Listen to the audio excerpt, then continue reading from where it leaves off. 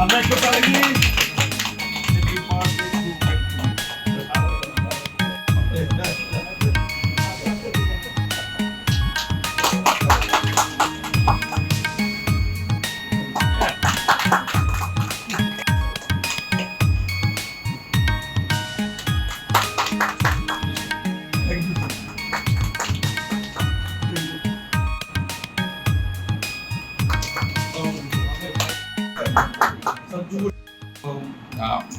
তারকা অনুসন্ধানের এনটিভি নিরপেক্ষভাবে সঠিক এবং বস্তুনিষ্ঠ জানতে চাইব। সর্বপ্রথম অনুভূতি ব্যক্ত করবেন। এনটিভি নিরপেক্ষভাবে সঠিক জানতে চাইব। সর্বপ্রথম অনুভূতি ব্যক্ত করবেন। আসলে এনটিভিতে আমি দেখেছি সারা দেশের মতো খাগড়াছড়িতেও ছোট পরিসরে এই আয়োজনে আপনাদেরকে কষ্ট দিয়েছি। বন্ধের দিন অনেকে হয়তো একটু রিল্যাক্স করতেন।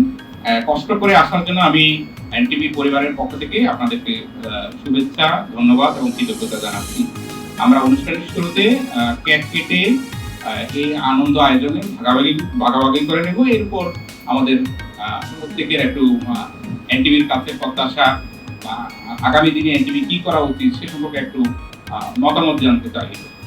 এই হল ক্লোজ আপ ওয়ানের মতো তারকা অনুসন্ধানের প্রোগ্রাম, তারপরে এবং সংবাদ পরিবেশনের ক্ষেত্রে এনটিভি নিরপেক্ষভাবে এনটিভিতে আমি দেখেছি কৃষক যাত্রা থেকে আমাদের একেবারেই আমিও ছোট ছিলাম তখনই দেখতাম এনটিভি একেবারে তার গঠনমূলক নিউজ এবং বাস্তবধর্মী নিউজ সবসময় করে যেত। তারা কোনো ধরনের অতিরঞ্জিত কোনো নিউজের দিকে থাকতেন না। একদম তাদের হাউজেরও একটা খুব কড়া নীতি আছে, একেবারে যেটা একটি কর্পোরেট হাউসের নীতিগুলো ওইভাবে।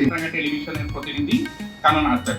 আমার ব্যক্তিগত পক্ষ থেকে খাগড়াছড়ি আইনজীবী সমিতির পক্ষ থেকে অভিনন্দন ও কৃতজ্ঞতা জানাচ্ছি।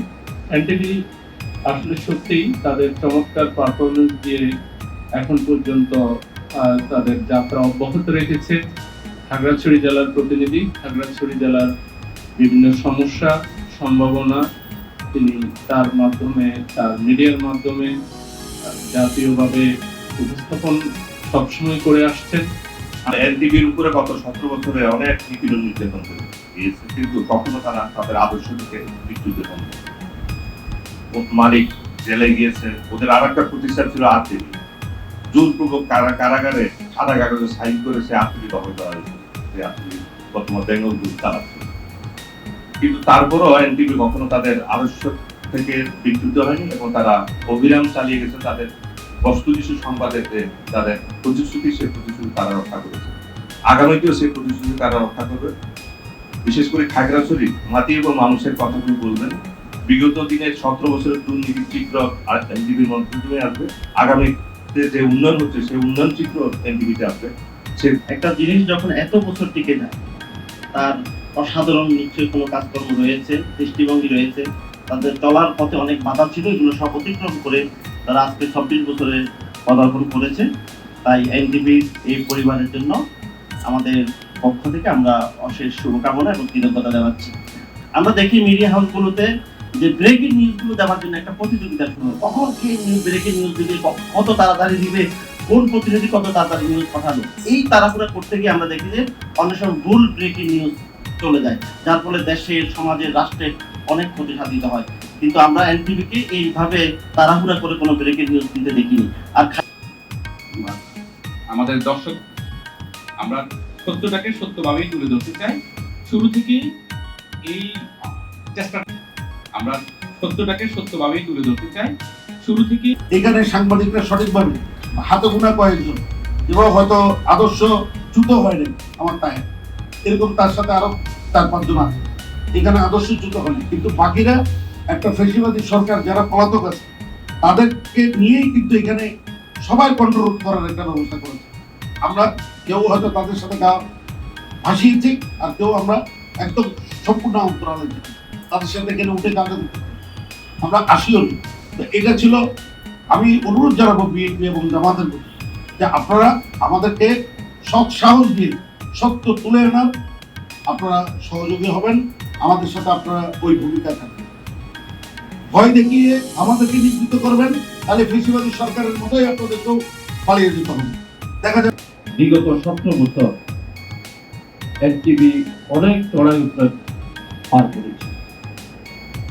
এনটিভিকে বিগত সরকার থামিয়ে দেওয়ার চেষ্টা করেছে, কিন্তু এনটিভিকে থামাতে পারেনি। এনটিভির সততা, বলিষ্ঠ পদক্ষেপে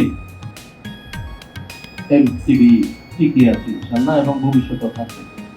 3 সালে যখন এই এনটিভি যখন আপনার প্রতিষ্ঠিত হয়, তখনও কিন্তু জোট সরকার, 4 দলীয় জোট সরকার ক্ষমতায়। আজকে আমার কাছে খুব খুশি লাগছে, আজকে যে প্রতিষ্ঠাতা ওনার আজকে জন্মদিন এনটিভি, আজকেও কিন্তু বিএনপি ক্ষমতায়। আমি এই কারণে নিজেকে খুব গর্ববোধ করছি। আসলে আমরা এনটিভির মাধ্যমে অনেক যে সাংবাদিক ভাই, যিনি তাহের ভাই, উনি আসলেই একটা খুব নরম মানুষ, সবার সাথে মিলেমিশে কাজ করার জন্য চেষ্টা করে। হয়তো বা দুই একটা কাজ, আমিও তো কাজ করতে গেলে অনেক ভুল করি, দুই একটা কাজ হয়তো ভুল হইতেই পারে এবং হয়, এটাই স্বাভাবিক। তো সেটা বাহিরে ওনার যে কর্মকাণ্ড বা সাংবাদিকতা, এটা ছিল সবচেয়ে ভালো দিক। এবং আমরা ইনশাল্লাহ আশা করব আগামী দিনেও যাতে আমরা আপনাদের সাথে, সাংবাদিক ভাইদের সাথে একাত্ম হয়ে কাজ করতে পারি। এলাকার জীবীর যে জন্ম উপলক্ষে, প্রতিষ্ঠা বার্ষিক উপলক্ষে এখানে একত্রিত হয়েছি। এজন্য এনটিভি পরিবারের জন্য জেলা জামায়াতের পক্ষ থেকে আমাদের শুভেচ্ছা থাকলো। এবং আমরা চাই যে এই বর্তমান যুগে যে ফেক নিউজ যেভাবে ছড়াছড়ি, বিশেষ করে এআই যুগে, এখানে আমরা সঠিক সংবাদটা পাওয়ার জন্যে আসলে মেইন স্ট্রিমের যে গণমাধ্যম, সেগুলোর উপর নির্ভর করতে হবে। সেই হিসেবে এনটিভি আমাদের অত্যন্ত পরিচিত এবং প্রিয় একটি চ্যানেল। এই চ্যানেল অনেক চড়াই উতরাইয়ের মধ্য দিয়ে 24 বছরে পদার্পণ করেছে। এটা কিন্তু একটা বিরাট একটি সময়। এই সময়ে অনেক অভিজ্ঞতা সমৃদ্ধ হয়েছে। সেই জন্যে এনটিভির চলার পথ সামনে আরো স্মুথলি হবে, আরো সাবলীল হবে। সেজন্য আমরা আশা করি বর্তমান সময়ের মধ্যে বস্তুনিষ্ঠ সংবাদ পরিবেশনে নেতৃত্ব দান করবেন, সেটাই আমরা আশা করছি। আর বিশেষ করে খাগড়াছড়ি পার্বত্য জেলা, এটা একটা বৈচিত্র্যময় জেলা। এই জেলার যে সম্ভাবনা, যে সমস্যা, সেগুলো আমরা এনটিভির মাধ্যমে আরো বেশি প্রকাশিত হবে এবং সেখান থেকে জনগণ সঠিক দিক নির্দেশনা পাবে, এটা আমরা আশা করি। এবং সাথে সাথে এখানকার যেমন ফলজ, বনজ বিভিন্ন যে সম্ভাবনা রয়েছে, পর্যটন বান্ধব অবস্থা রয়েছে, সেগুলোকে আমরা ফাঁকে ফাঁকে যদি ওনারা প্রচারের ব্যবস্থা করেন, তাহলে কিন্তু এই জেলাটা আরো বেশি প্রকাশ পাবে। প্রিয় ভাইয়েরা, আমরা আশা করছি সামনে এনটিভির পথ চলা আরো মসৃণ হোক এবং শুভ কামনা করছি, উত্তরোত্তর সমৃদ্ধি কামনা করে আমার কথা এখানে শেষ করছি। সবাইকে আমি জেলা প্রশাসনের পক্ষ থেকে, সরকারের পক্ষ থেকে শুভেচ্ছা জানাচ্ছি। শুভ সরকার। আর স্পেশালি শুভেচ্ছা হচ্ছে আমাদের এনটিভি কে এবং এনটিভির এই জেলার সম্মানিত প্রতিনিধি, যাকে নিয়ে একটু আপনারা বলেছেন যে যার সাংবাদিকতা প্রশংসনীয় এবং বস্তুনিষ্ঠ এবং নিরপেক্ষ, যেটা আমরা বলি সবসময় প্রত্যাশা করি মিডিয়ার কাছে, সেই জায়গাটি উনি হয়তো ধরেছেন এবং তার কারণেই অদ্যাবধি সেই চাকরি কর্মজীবনের শুরু থেকে অদ্যাবধি উনি কিন্তু ওনার কাজ চালিয়ে আসছেন। সম্মানিত উপস্থিত, তো এইভাবেই আসলে আমাদের গণমাধ্যম যে পর্যায়ে চলে এসেছে বাংলাদেশে, সকল পর্যায়ে আমাদের পত্রিকাগুলো, আমাদের সাংবাদিক, টিভি সাংবাদিকতা এবং ইদানিং ডিজিটাল সাংবাদিকতা তো অনেক দূরে এগিয়েছে। তো এই জায়গায় বস্তুনিষ্ঠ এবং নিরপেক্ষ অবস্থানটি সবাই ধরে রাখতে পারে না অথবা ব্যর্থ হয়।